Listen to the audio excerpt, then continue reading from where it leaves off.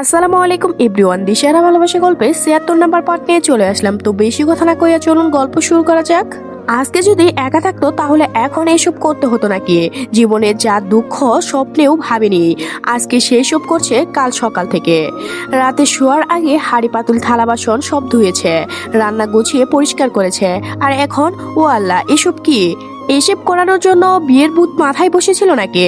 Floor পরিষ্কার করে room SP করে দিয়ে ভালোভাবে। এখন আর কোনো গন্ধ নেই। বিছানায় শুয়ে থাকা সোহার দিকে তাকালো। সোহা এখনো মৃদু সুরে গুংরাচ্ছে। ওয়াশরুমে এসে বালতির পানি নিল, বডি ওয়াশের বোতল আর বালতি হাতে নিয়ে ফিরে এলো রুমে। সোহাকে ঘুরিয়ে শুয়ে দিয়ে মাথায় পানি ঢেলে দিল। তৃপ্ত মাথায় ঠান্ডা পানি ছোঁয়া পেতে আবেশে চোখ বন্ধ করে নিল। নিচুপ হয়ে রইল সোহা। মাথায় ঢালা হয়েছে যেহেতু ওই ডোলের ওপর থেকে। টাওয়ালে এনে চুল মুছিয়ে দিয়ে বালতির পানিতে রাখলো টাওয়াল। গায়ের ওপর থেকে সরিয়ে নিল ব্ল্যাক। শীতে কুকড়ে গেল সোহা। কাচুমাচু হয়ে ব্ল্যাক খুঁজতে লাগলো বিছানার হাত দিয়ে। ডান হাতটা আগের চেয়েও ফুলে গিয়েছে। শ্রাবণ হাত বডি ওয়াশ নিয়ে সোহার গায়ে যেখানে যেখানে বমি লেগেছিল সেখানে স্প্রে মেরে দিল। টাওয়ালে পানি নিয়ে ভিজিয়ে দিল। টাওয়ার পুরো শরীর মুছে দিল যত্ন সহকারে। ভিজে টাওয়ালের ছোঁয়া পেয়ে চেঁচিয়ে উঠেছিল সোহা। বারবার চেষ্টা করেছিল টাওয়ালা সরিয়ে দিতে। শ্রাবণকে বারবার বলেছে টাওয়াল সরিয়ে ব্ল্যাক দিতে। ওর শীত করছে। শরীর মুছে ঠান্ডা করে ব্ল্যাক দিয়ে শরীর ঢেকে দেয় পা পর্যন্ত। খাবার থেকে শুকনো মেক্সি এনে পরিয়ে ঠিক করে শুয়ে দেয়, ঢেকে দেয় আবারও। ওয়াশরুমে ফিরে এসে হাত মুখ ধুয়ে নিল। রুমে এসে টি শার্ট বের করে গায়ে জড়ালো। এতক্ষণে খালি গায়ে থাকা পুরো শরীর হিম শীতল হয়ে গিয়েছে। সোয়া এখনো একদম নিচুপ হয়ে আছে। আরাম লাগছে বোধ হয়। তেলের বোতল হাতে নিয়ে সোয়ার কাছে এগিয়ে এলো। হাতের তালু ভরে তেল দিয়ে সোয়ার মাথায় তালুতে ঘষতে শুরু করলো আলতো হাতে। সোয়ার চোখ মেলে তাকালো শ্রাবণের মুখের দিকে। চোখ জোড়া লাল লাল হয়ে গিয়েছে জ্বরের কারণে। ঝরঝর করে পানি গড়িয়ে পড়তে শুরু করলো চোখ জোড়া হতে। শ্রাবণ গালে হাত রেখে বলল, অনেক কষ্ট হচ্ছে? সোয়া শুকনো ওষ্ঠজোড়া নাড়িয়ে না বলল। শ্রাবণ কিছু পর বলল, তুই শুয়ে থাক, আমি আসছি।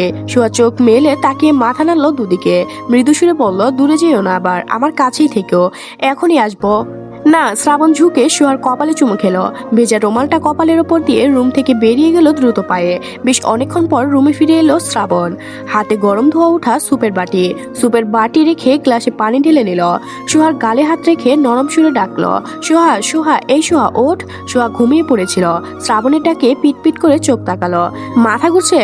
শ্রাবণ ধরে তুলে পিছনে বালিশ দিয়ে হ্যাডের সঙ্গে ঠেস করিয়ে বসালো। ব্লেক দিয়ে গলা পর্যন্ত ঢেকে দিল ভালোভাবে, যেন শীত না লাগে। সুপের বাটি হাতে নিয়ে ফু দিয়ে ঠান্ডা করে বলল, হা কর। আবার বমি হবে? হবে, তুই হা কর। না হলে পরে আবার পরিষ্কার করতে হবে।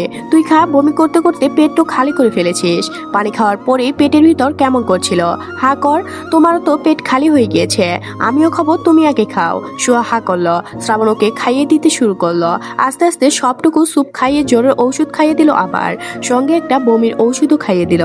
বমির ওষুধ এখন সব সময় রুমে এনে রাখা হয় সোহার জন্য। নিয়মিত বমির ওষুধ খাওয়ার কারণে বমি করা অনেক কমে গিয়েছে আগে যে। ওয়াশরুমে যাব? সোহার কথা শুনে ফেল করে তাকিয়ে আছে শ্রাবণ চৌধুরী। এখন দাঁড়িয়ে না থেকে আবার বমি করে দেয়। ওয়াশরুমে যাবি? শ্রাবণ সোহাকে ধরে নিয়ে ওয়াশরুমের দিকে এগায়। সোহার মনে হচ্ছে পুরো দুনিয়া গুলগুল করে ঘুরছে। শ্রাবণ ধরে রাখার পরও মনে হচ্ছে কাত হয়ে পড়ে যাবে এখনই। সোহা ফ্রেশ হয়ে ওকে ধরে রুমে এনে বিছানায় শুয়ে দিল। ভালোভাবে ডেকে দিয়ে বলল ঘুমাতে। নিজে স্যুপ খাওয়ার জন্য ড্রয়িং রুমে এলো। স্যুপ দুজনের জন্যই বানিয়েছিল। বমি করে ওর পেটও কিছু নেই এখন। ফজরে আজান হয়ে গিয়েছে, সকাল হতে বেশি দেরি নেই। স্যুপ খেয়ে এসে রুম অন্ধকার করে সোহার পাশে শুয়ে পড়ল। সোহা ঘুমিয়ে পড়েছে আবার। সোহার কপালের ওপর থেকে রুমালটা সরিয়ে দিয়ে আলতো হাতে জড়িয়ে ধরে নিচু হয়ে রইল। সোহার শরীর এখন শীতল হয়ে গিয়েছে। কি জ্বরটাই না এসেছিল। বাবু নড়ছে। শ্রাবণ পেটের ওপর ভালোভাবে হাত রাখলো। বাবু কিছুক্ষণ নড়াচড়া করে নড়াচড়া বন্ধ করে দিল। শ্রাবণ অন্ধকারের মাঝে চোখ মেলে তাকিয়ে রইল। সোহার ভারী শ্বাস ফেলছে। পেটের ওপর থেকে হাত সরিয়ে এনে সোহার বাম গালে হাত রাখলো। ডান গালে আলতো করে চুমু খেয়ে আবার জোরে ধরে শুয়ে রইল। আজকের গল্পটি এ পর্যন্ত শেষ হয়ে গেল। পরবর্তী পার্ট পেতে অবশ্যই চ্যানেলটি সাবস্ক্রাইব করে রাখবেন। ধন্যবাদ সবাইকে, ভালো থাকবেন।